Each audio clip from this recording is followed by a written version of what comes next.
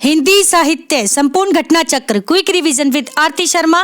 दोस्तों, आपको मेरा चैनल पसंद आए तो इसे लाइक करें, शेयर करें, सब्सक्राइब करें। साथ ही साथ मेरे वीडियोस के अगले नोटिफिकेशंस को पाने के लिए बेल आइकन को प्रेस करें। दोस्तों, हम कर रहे हैं हिंदी नेट जेआरएफ परीक्षा चयनित विषय आधारित प्रश्न जून 2009 से जुलाई 2018 तक के प्रश्न पत्र। दोस्तों, आज हम करेंगे सितंबर 2013 द्वितीय प्रश्न पत्र का पार्ट 2। ठीक है, गौर करेंगे दोस्तों। हमारा अगला प्रश्न है, सही सुमेलित प्रश्न है, ध्यान दें। संपादक हैं और पत्रिका। सबसे पहले संपादक भारतेंदु हरिश्चंद्र किसके संपादक थे? तो बाला बोधिनी पत्रिका के लिए, विशेष तौर पर महिलाओं के लिए निकाली गई पत्रिका थी बाला बोधिनी। ठीक, जिसके संपादक थे भारतेंदु हरिश्चंद्र जी। ठीक, फिर है पत्रिका धर्मयुग। धर्मयुग, ठीक, जिसके संपादक थे धर्मवीर भारती। धर्मवीर भारती, देखो दोनों के नाम में धर्म कॉमन आ रहा है। ठीक है, तो धर्म से धर्मवीर, धर्म से धर्मयुग। ठीक, तो ऐसे याद रखेंगे इस पत्रिका को। ध्यान रहे, धर्मयुग पत्रिका के संपादक हैं धर्मवीर भारती। फिर है ब्राह्मण पत्रिका। ब्राह्मण पत्रिका, इसके संपादक कौन है? प्रताप नारायण मिश्र जी। प्रताप नारायण मिश्र जी। अब ध्यान दें, इनके नाम में मिश्र लगा हुआ है। ठीक है, मिश्र, मिश्र से बनेगा क्या? मिश्रा। मिश्रा कौन होते हैं? ब्राह्मण होते हैं। ठीक है, तो आप ऐसे याद रखें, ब्राह्मण पत्रिका के संपादक कौन थे? प्रताप नारायण मिश्र जी। ठीक, कानपुर से निकलती थी ये, ध्यान रखें। अगली पत्रिका है आनंद कादम्बिनी। आनंद कादम्बिनी, ठीक है, तो इसके संपादक कौन थे? बद्री नारायण चौधरी प्रेमघन। बद्री नारायण चौधरी प्रेमघन। अब ध्यान रखें, जहां कहीं भी प्रेम होता है, ठीक है, वहां आनंद होता है। जहां कहीं भी प्रेम होता है वहीं आनंद होता है। तो ध्यान रखें, प्रेम से प्रेमघन, आनंद से आनंद कादम्बिनी। ठीक है, तो बद्री नारायण चौधरी प्रेमघन जी संपादक हैं किसके? आनंद कादम्बिनी पत्रिका के। ठीक, एक बार फिर से सुनेंगे। बाला बोधिनी पत्रिका के संपादक भारतेंदु हरिश्चंद्र। धर्मयुग पत्रिका के संपादक धर्मवीर भारती। ब्राह्मण पत्रिका के संपादक प्रताप नारायण मिश्र जी। आनंद कादम्बिनी पत्रिका के संपादक बद्री नारायण चौधरी प्रेमघन जी। अगला सही सुमेलित प्रश्न है दोस्तों, ध्यान दें। काव्य कृति है, रचनाकार हैं। तो सबसे पहले काव्य कृति है भूरी भूरी खाक धूल। भूरी भूरी खाक धूल किसकी कृति है? मुक्ति बोध की। मुक्ति बोध की कृति है भूरी भूरी खाक धूल। फिर है गंगा तट। काव्य कृति है गंगा तट, किसकी है? ध्यान रहे, ज्ञानेंद्र पति जी की। ठीक है, जिसको ज्ञान हो जाता है दोस्तों, वो कहाँ चला जाता है? गंगा तट पर। गंगा तट पर, तो ऐसे याद रखें, गंगा तट के रचनाकार हैं ज्ञानेंद्र पति। फिर है स्त्री मेरे भीतर। स्त्री मेरे भीतर, ये काव्य कृति है जिसके रचनाकार हैं पवन करण। पवन करण, ठीक, स्त्री मेरे भीतर पवन करण की रचना है। ठीक, अगले हैं इस पौरुषपूर्ण समय में। इस पौरुषपूर्ण समय में, ये किसकी है? तो कात्यायनी जी की। कात्यायनी जी की काव्य कृति है इस पौरुषपूर्ण समय में। ठीक, याद रखें, मुक्ति बोध की कृति है भूरी भूरी खाक धूल। फिर है ज्ञानेंद्र पति जी, इनकी कृति है गंगा तट। फिर है पवन करण, इनकी कृति है स्त्री मेरे भीतर। स्त्री मेरे भीतर। फिर है कात्यायनी जी। कात्यायनी जी की काव्य कृति है इस पौरुषपूर्ण समय में। इस पौरुषपूर्ण समय में। अगला प्रश्न है, ध्यान दें। आलोचनात्मक पुस्तक, जिसके लेखक बताए गए हैं, ध्यान दें। तो सबसे पहले आलोचनात्मक कृति है कविता के नए प्रतिमान। ठीक है, कविता के नए प्रतिमान किसकी है? नामवर सिंह जी की। नामवर सिंह जी की आलोचनात्मक कृति है कविता के नए प्रतिमान, याद रखेंगे। फिर है आलोचना के मान, आलोचना के मान। देखो ऊपर वाली रचना में कौन सा था नाम, प्रतिमान, फिर दूसरी में कौन सा है मान, तो ये अलग अलग रचनाएं हैं, ध्यान रखें। ठीक, कविता के नए प्रतिमान नामवर सिंह, आलोचना के मान, इस आलोचनात्मक कृति के लेखक हैं शिवदान सिंह चौहान, शिवदान सिंह चौहान, याद रखेंगे दोनों नामों को। अगली आलोचनात्मक कृति है नई कविता के प्रतिमान, नई कविता के प्रतिमान। ठीक है, तो ये किसकी है, लक्ष्मीकांत वर्मा की, लक्ष्मीकांत वर्मा की। अब देखो दोनों एक जैसी कृति आ गई हैं बिल्कुल। कौन सी, इससे पहले हमने पढ़ी, कौन सी पढ़ी थी दोस्तों, कविता के नए प्रतिमान, कविता के नए प्रतिमान किसकी थी, नामवर सिंह जी की।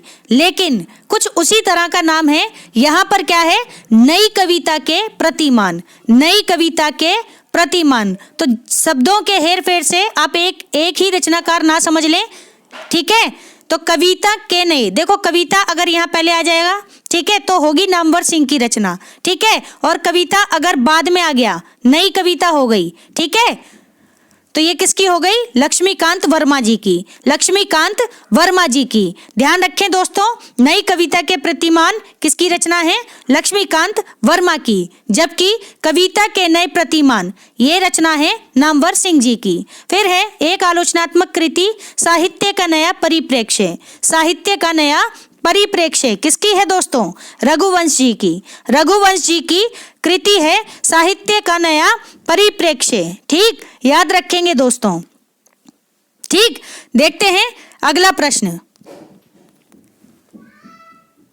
अगला सही सुमेलित प्रश्न है, ध्यान दें, इतिहास ग्रंथ हैं और लेखक हैं। तो सबसे पहले इतिहास ग्रंथ, हिंदी साहित्य का दूसरा इतिहास, हिंदी साहित्य का दूसरा इतिहास। तो ये शब्द ध्यान रखें, दूसरा इतिहास किसका है, बच्चन सिंह का। ठीक है, हरिवंश राय बच्चन जी अलग हैं, ये बच्चन सिंह अलग हैं। ठीक, तो ध्यान रखें, हिंदी साहित्य का दूसरा इतिहास है बच्चन सिंह का इतिहास। फिर हिंदी साहित्य का उद्भव और विकास, हिंदी साहित्य का उद्भव और विकास किसका इतिहास ग्रंथ है, ध्यान रखें, हजारी प्रसाद द्विवेदी जी का, हजारी प्रसाद द्विवेदी जी का इतिहास ग्रंथ है हिंदी साहित्य का उद्भव और विकास। ठीक है, इसके बाद है दोस्तों हिंदी साहित्य का आलोचनात्मक इतिहास, हिंदी साहित्य का आलोचनात्मक इतिहास किसका है, डॉक्टर रामकुमार वर्मा का, डॉक्टर रामकुमार वर्मा का। देखो यहाँ इन रचनाओं में एक बात कॉमन है कि हिंदी साहित्य का इतिहास, इतनी टर्म तो रहेगी रहेगी, इसमें अलग क्या है ये ध्यान रखें। तो सबसे पहले दूसरा इतिहास, ठीक है, ये शब्द याद रखें, दूसरा इतिहास बच्चन सिंह। फिर है उद्भव और विकास, हजारी प्रसाद द्विवेदी। फिर है आलोचनात्मक इतिहास, आलोचनात्मक शब्द याद रखें, रामकुमार वर्मा। ठीक है, तो दोस्तों ध्यान दें, चौथी कृति है हिंदी साहित्य का आधा इतिहास। कैसा, आधा इतिहास। ठीक है, तो ये कुछ टर्म्स हैं आपको ध्यान रखनी है। ठीक, तो हिंदी साहित्य का आधा इतिहास है दोस्तों सुमन राजे का, किसका, सुमन राजे का। ठीक है, तो ध्यान रखें, एकमात्र महिला इतिहासकार हैं जिनका इतिहास है आधा इतिहास। ठीक, हिंदी साहित्य का आधा इतिहास। अब एक बार फिर से सुनेंगे, बच्चन सिंह हिंदी साहित्य का दूसरा इतिहास, हजारी प्रसाद द्विवेदी जी इनका है हिंदी साहित्य का उद्भव और विकास। फिर है रामकुमार वर्मा, इनका इतिहास है हिंदी साहित्य का आलोचनात्मक इतिहास। फिर है दोस्तों सुमन राजे, इनका इतिहास है हिंदी साहित्य का आधा इतिहास। ठीक है, याद रखेंगे। अगला प्रश्न है, ध्यान दें, सही सुमेलित प्रश्न है, निबंध संग्रह है और लेखक हैं। तो सबसे पहले देखें निबंध संग्रह त्रिशंकु, त्रिशंकु। ठीक है, किसका है, अज्ञेय का। अज्ञेय में कितने वर्ण आ रहे हैं, 3 आ रहे हैं, तो 3 से बना त्रि। तो ध्यान रखें, त्रिशंकु किसका निबंध संग्रह, अज्ञेय का निबंध संग्रह है। फिर है ठेले पर हिमालय, ठेले पर हिमालय। ठीक है, तो देखो हिमालय कहाँ पर है, ठेले पर है। ठीक, तो धर्मवीर भारती। ठीक है, धर्मवीर भारती। ठीक, याद रखेंगे। निबंध संग्रह ठेले पर हिमालय किसका है? धर्मवीर भारती का। फिर है दोस्तों कस्तूरी मृग। कस्तूरी मृग, ठीक है, आपने सुना होगा कि मृग अपनी कस्तूरी के लिए इधर उधर भटकता रहता है उसकी स्मेल की वजह से। वो सोचता है पता नहीं कहाँ से गंध आ रही है। ठीक, तो ये वही कह रहे हैं कस्तूरी मृग। इसकी रचना, जबकि कस्तूरी उसके खुद की नाभि में होती है। ठीक, तो ध्यान दें, कस्तूरी मृग ये क्या है? शिव प्रसाद सिंह की रचना है। शिव प्रसाद सिंह की रचना है कस्तूरी मृग। तो और ऐसे याद करो इसे कि ये जो कस्तूरी मृग था, जो इधर उधर भटकता रहता था, उसे किसने देखा? शिव प्रसाद सिंह जी ने देख लिया और कहा उसे कि इधर उधर मत भटको, जिसके लिए तुम इधर उधर भटक रहे हो वह गंध आपके भीतर ही है। ठीक है, यानी अपने आप को खोजो। ठीक, कुल मिलाकर तो ध्यान रखें, कस्तूरी मृग किसकी रचना? शिव प्रसाद सिंह जी की रचना है। फिर है शब्द और स्मृति। शब्द और स्मृति बहुत ही जबरदस्त रचना है और पूछी जाती है, तो ध्यान रहे, निर्मल वर्मा। निर्मल वर्मा की कृति है, निबंध संग्रह है शब्द और स्मृति। ठीक है, अब एक बार फिर से सुनेंगे। अज्ञे की रचना है दोस्तों, कौन सी? त्रिशंकु। फिर है धर्मवीर भारती जी, इनका निबंध संग्रह है ठेले पर हिमालय। फिर है शिव प्रसाद सिंह जी, इनका निबंध संग्रह है कस्तूरी मृग। फिर है निर्मल वर्मा जी, इनका निबंध संग्रह है शब्द और स्मृति। शब्द और स्मृति ध्यान रखेंगे। अगला प्रश्न है, जरा ध्यान दे दोस्तों, सही सुमेलित है, नाटककार हैं और नाट्य कृति हैं। तो सबसे पहले नाटककार मीरा कांत। कौन? मीरा कांत। इनकी नाट्य कृति है इहा मृग। इहा मृग, ठीक है, किसकी? मीरा कांत की नाट्य कृति है इहा मृग। फिर है कुसुम कुमार। कुसुम कुमार जी, इनकी नाट्य कृति है दिल्ली ऊंचा सुनती है। दिल्ली ऊंचा सुनती है, किसकी नाट्य कृति है? तो ध्यान रहे, कुसुम कुमार जी की। फिर है नाट्य कृति जो राम रची राखा। जो राम रची राखा, किसकी नाट्य कृति है? ध्यान रहे, मृणाल पांडे की। मृणाल पांडे जी की नाट्य कृति है जो राम रची राखा। फिर है दोस्तों शांति मेहरोत्रा। शांति मेहरोत्रा, इनकी नाट्य कृति है ठहरा हुआ पानी। ठहरा हुआ पानी, ठीक है, शांति। देखो, जहां पानी ठहरा हुआ होता है वहां शांति होती है, तो ऐसे याद रखें, शांति मेहरोत्रा जिनकी नाट्य कृति है कौन सी? ठहरा हुआ पानी। अब एक बार फिर से सुनेंगे, इहा मृग। इहा मृग किसकी नाट्य कृति? मीरा कांत की। फिर है दिल्ली ऊंचा सुनती है। दिल्ली ऊंचा सुनती है, किसकी? कुसुम कुमार जी की नाट्य कृति है। फिर है जो राम रची राखा, किसकी है? मृणाल पांडे जी की। फिर है ठहरा हुआ पानी, किसकी नाट्य कृति है? शांति मेहरोत्रा की। शांति मेहरोत्रा की, याद रखेंगे दोस्तों। अगला प्रश्न है, सही सुमेलित प्रश्न है, ध्यान दें। काव्य शास्त्री, ठीक है, काव्य शास्त्री हैं और उनकी कृतियां, तो जरा ध्यान दें। काव्य Shastri I.A. Richards. I.A. Richards, इनकी कृति है the philosophy of rhetoric. The philosophy of rhetoric, ठीक है। फिर है काव्य शास्त्री विलियम एमसन। विलियम एमसन, इनकी कृति है 7 types of ambiguity. 7 types of ambiguity, किसकी है? विलियम एमसन की कृति है। फिर है John crow ransom. John crow ransom, इनकी कृति है दोस्तों God without thunder. God without thunder. फिर है दोस्तों एलन टेट। एलन टेट, इनकी कृति है on the limits of poetry. On the limits of poetry, ठीक है, तो ध्यान रखेंगे, एलन टेट की कृति है। अब जरा एक बार फिर से सुनेंगे सभी कृतियों को, ध्यान दें। और अगर आपके पास समय नहीं है दोस्तों, तो आप एक काम करें, आप मेरी एक प्लेलिस्ट है लगभग 15 सेकंड या 1 मिनट की, उसमें वीडियोस हैं, ठीक, उसमें रचनाएं और रचनाकार हैं जो नेट एग्जाम्स में पहले पूछे गए हैं। आपके पास समय हो तो आप मेरी प्लेलिस्ट महत्वपूर्ण रचनाकार एवं रचनाएं, आप उसे जरूर देख लें, ठीक है। अगर आप आधा घंटा निकाल कर भी आप सारी वीडियोस देख लेते हैं, आधा घंटा तो लगेगा नहीं, आपको 15 मिनट ही लगेंगे, ठीक है। लेकिन ये 15 मिनट अगर आपने दे दिए, ठीक है, उन वीडियोस को, ठीक है, तो ध्यान रखना आप अपने एग्जाम क्रैक करने में आप बहुत ही करीब होंगे। गारंटी तो मैं अभी नहीं दूंगी, लेकिन अगर आप खुद उसको करें पहले और एग्जाम देकर आए, ठीक है, उसके बाद आप अपना फीडबैक खुद देना, ठीक है। मैं अपने मुंह से कुछ नहीं कहूँगी, ठीक है। तो आप इस बात को समझे जरा, आपके पास समय हो तो दोस्तों लास्ट मोमेंट पे आप उसको एक बार जरूर देख लेना, ठीक है। और कल एग्जाम है, ठीक है ना, नेट का काफ़ी समय बाद हो रहा है, स्ट्रेस किसी को नहीं लेना है। आप शाम को, जिनका मॉर्निंग में है, शाम को जल्दी सो जाना, फ्री ऑफ माइंड रहना, जो आपको सबसे ज़्यादा पसंद हो आप वो चीज़ें करें, गाने सुने, अपनी घर में अपने पेरेंट्स से बात करें, ठीक है, अपने फ्रेंड्स से बात करें, जिनसे जो करना है वह करें, मतलब अपने माइंड को एकदम ठंडा रखें। और एग्जाम का प्रेशर नहीं लेना है कि 1.5 साल बाद हो रहा है तो हमें ये करना है, हम ये नहीं कर पाए, वो नहीं कर पाए, ये सब चीज़ें आप साइड कर दो, ठीक है।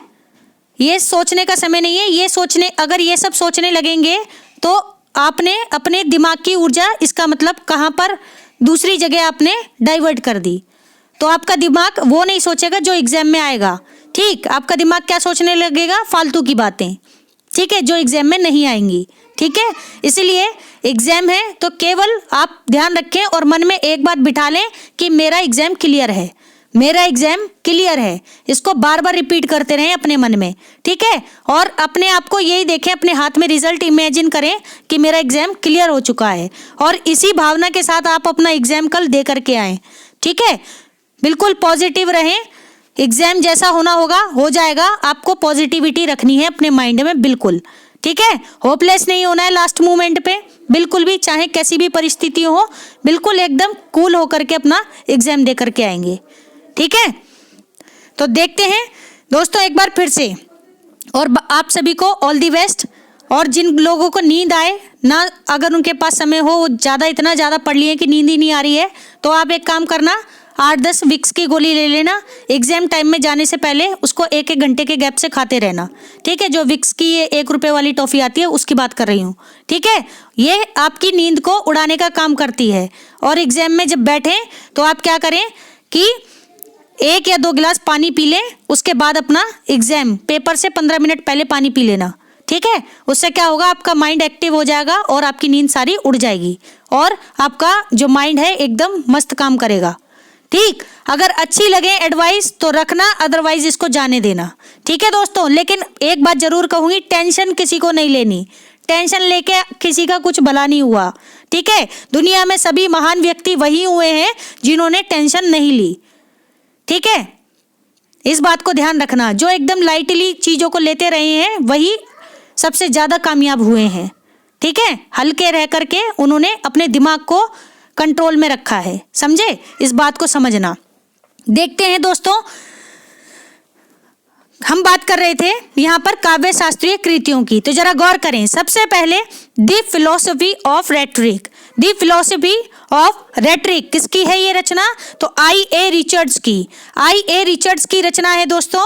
फिर है 7 types of ambiguity, 7 types of ambiguity किसकी रचना है ये, तो ध्यान रहे विलियम एम्पसन की, विलियम एम्पसन की रचना है। फिर है दोस्तों God without thunder, God without thunder, तो किसकी है ये, ध्यान रखें John crow ransom, John crow ransom की रचना है, ठीक। फिर है on the limits of poetry, on the limits of poetry, ठीक है, ये किसकी रचना है, एलन टेट की, एलन टेट की रचना है on the limits of poetry, ठीक है।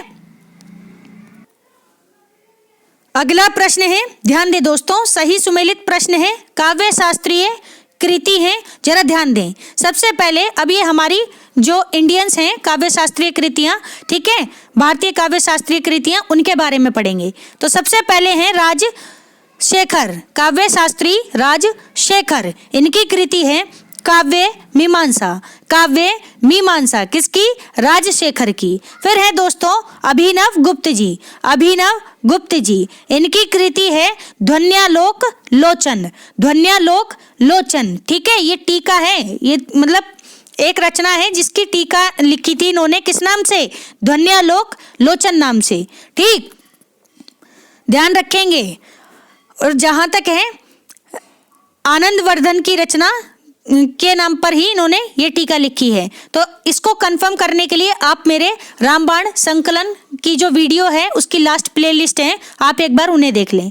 ठीक है, उसमें बहुत ही डिटेल के साथ मैंने चीजें करवाई हैं। तो जरा ध्यान दें दोस्तों, भोजराज बात कर रहे हैं, काव्य शास्त्री भोजराज। इनकी कृति है सरस्वती कंठाभरण। सरस्वती कंठाभरण किसकी कृति है? आचार्य यानी काव्य शास्त्री भोजराज की। फिर है दोस्तों रामचंद्र शुक्ल, माफ करना दोस्तों, रामचंद्र गुणचंद्र। रामचंद्र गुणचंद्र, इनकी कृति है नाट्य दर्पण। नाट्य दर्पण, देखो नाट्य शास्त्र अलग है, नाट्य दर्पण अलग है। नाट्य शास्त्र भरत मुनि की रचना है, जबकि नाट्य दर्पण किसकी है? रामचंद्र गुणचंद्र की कृति है। ठीक है, तो ध्यान रखेंगे, एक जैसी रचनाएं एक जैसे रचनाकारों के लिए आप अपनी एक नोटबुक में अलग से एक कॉलम बनाएं। ठीक है, और वहां पर ऐसी जो रचनाएं मिलती हैं या रचनाकार मिलते हैं दोस्तों, उन्हें जरूर लिखें। ठीक है, तो मोस्टली चांसेस ऐसी रचनाओं के ही होते हैं जो प्रश्न बनते हैं।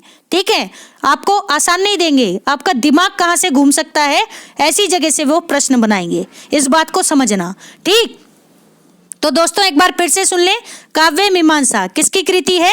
राजशेखर की कृति है। फिर है ध्वन्यालोक लोचन, किसकी कृति है? अभिनव गुप्त जी की कृति है। फिर है सरस्वती कंठाभरण, किसकी है? भोजराज की कृति है। फिर है नाट्य दर्पण, किसकी कृति है? रामचंद्र गुणचंद्र की कृति है। ठीक है, याद रखेंगे दोस्तों। तो दोस्तों हमारा आज का ये वीडियो यहीं समाप्त होता है। Thanks for watching. अगर आपको मेरे वीडियोस पसंद आ रहे हैं तो इन्हें लाइक करें, शेयर करें, मेरे चैनल को सब्सक्राइब करें, साथ ही साथ मेरे वीडियोस के अगले नोटिफिकेशंस को पाने के लिए बेल आइकन को प्रेस करें। धन्यवाद दोस्तों।